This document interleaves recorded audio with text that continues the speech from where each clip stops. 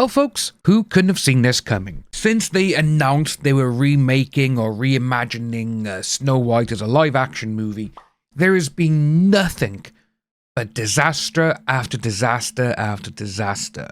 And to be honest with you, the majority of it is from Snow White herself, Rachel Zegler.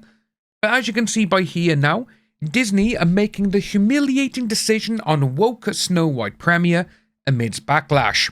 The Hollywood premiere for Disney's live-action adaptation of Snow White will be scaled back amid the backlash against its woke themes and stars Rachel Zegler and Gal Gadot. Despite spending upward of $270 million to make this movie, which is kind of interesting because a couple of years ago, I believe it was like Disney itself said they came out and like, oh yeah, it's like $300 million. Obviously now they're going, oh no, it didn't cost as much as we said. That's what they're doing it for, because they're trying to make it look as good as they possibly can when this movie loses money. But we could actually see what Disney did with Captain Marvel, and that is buying out theaters, every single seat, so it looks like, oh look, everywhere's jam-packed, everyone's going to see it. That's what they're going to try and do. That's what I got a feeling of anyway. But this thing, obviously, Variety has now revealed that Disney would not be giving the movie the same red carpet treatment as other projects. While Zegler and Gadot are expected to attend a pre-party and screening at LA's El Capitan Theatre on March 15th, coverage will be limited to photographers and a house crew. So with that there, you're not going to get any of the press who are going to be there asking questions, because they don't want Rachel Zegler spouting some absolute nonsense again. Disney knows that this movie is in for a bad time. They know it. That's why they've limited all of it. They've even got rid of the London premiere for the movie, which is kind of interesting to see. While most premieres invite dozens of media outlets to cover the event and interview the cast, the studio has decided to buck tradition on this case. And as you can see by there, the choice comes amid criticism and fears that the remake prioritised woke messaging over authentic storytelling, which they have. You know, you can just tell that by straight away when all those images got leaked.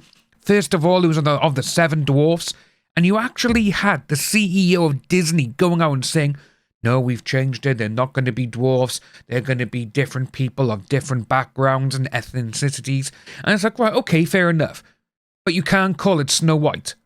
You just can't.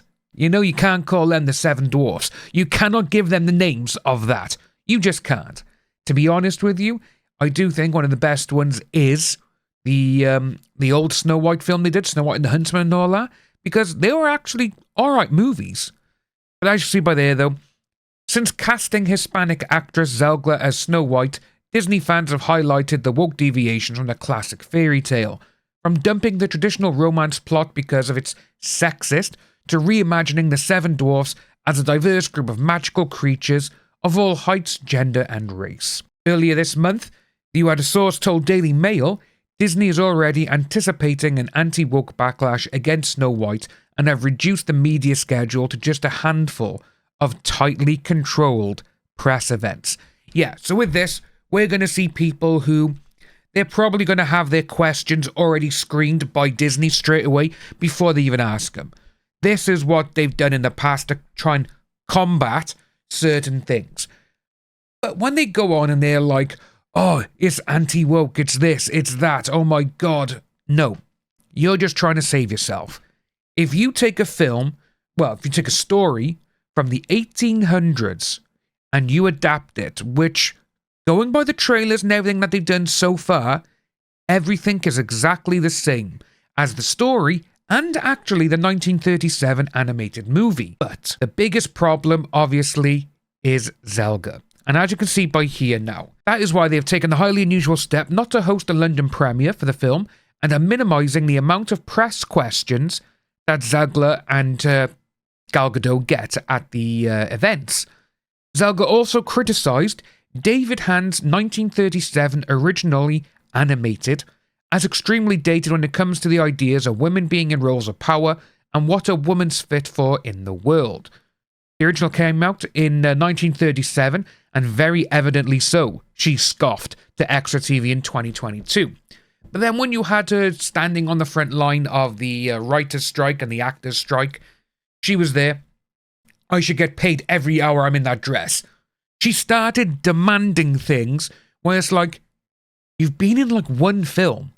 You've been like in 1 or 2 films in total, which was the Hunger Games one, which again, I don't think that's actually done anything. And obviously West Side Story. But West Side Story, you had so many other people in that film who were 100% better than she was. That's just the truth. But then it says as well that there's a big focus on her love story with a guy who literally stalks her. Weird.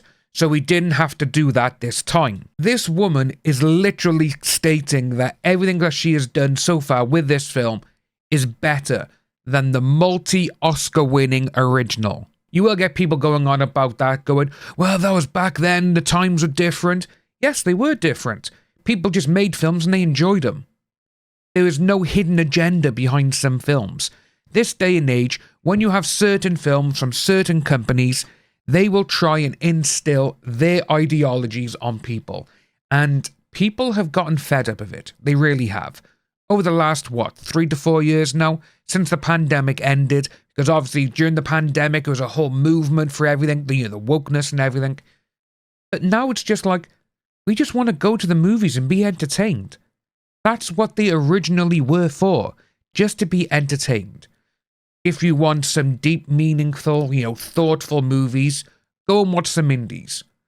Don't try and take an absolute beloved classic that billions of people have fallen in love with and go, well, that's all wrong because the ideologies are wrong. No, you just can't do it. And it's sad to see. But again, Rachel Zegler thinks she is bigger than what she is. But then you could see by here, obviously going on with the stalker, we have a different approach to what I'm sure a lot of people assume is a love story just because we cast a guy in the movie. All of Andrew's scenes could get cut out. Who knows? It's Hollywood, baby, she joked, before admitting in a separate interview that she was terrified when she went on the beloved Snow White ride at Disney World. She's almost trying to get people to like her because, I was so scared of this ride. But if you want that to happen, don't say, well, he's a stalker, he's this, he's that.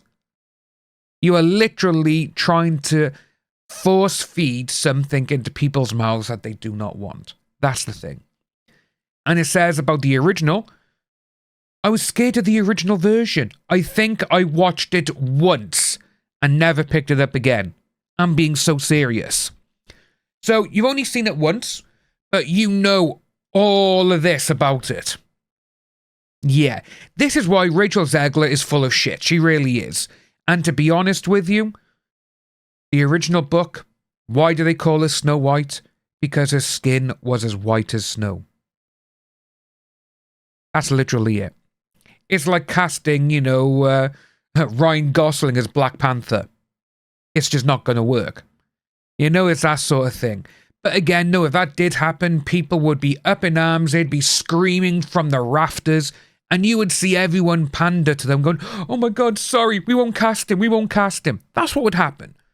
But again, no, if you're an actor, this is what you do. You try and take on other roles. However, if the source material states what they actually look like and they're described down to their eye color, to their nose, you cannot go against it. You just can't. That's like having what's the best way to say this? Well, basically, if you want to do the historic, like Netflix did when they absolutely shambled that royal program, why don't we cast, again, just say Ryan Gosling, or even better, Matt Damon as Martin Luther King? You see how stupid this is? It's just like, no, it shouldn't be happening. But again, no, we know this sort of thing has been going on for the last couple of years, and I think people are getting pissed off with it, and rightfully so. Just stick to the history. You need to do it. If you want to reimagine it, go ahead. But you cannot call it Snow White. You can't call it Black Panther. You can't do any of the original names because it's not going to fit the original source material. It's just the way things work. That is exactly how it is. But then again, people could say, with me saying that, they go, well, you're not thinking of outside the box. It's a different genre. It's all this now. No.